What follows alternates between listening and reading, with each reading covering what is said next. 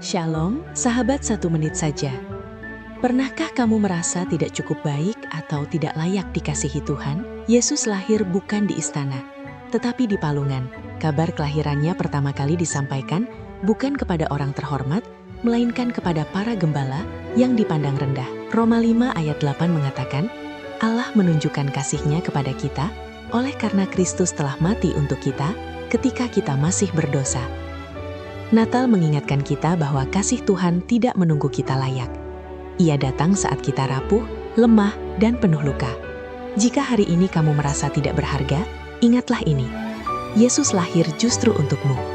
Ia tidak menjauh dari hidup yang retak, tetapi masuk dan membawa harapan baru. Kita dikasihi bukan karena kita sempurna, tetapi karena Dia setia. Tuhan Yesus memberkati kita semua.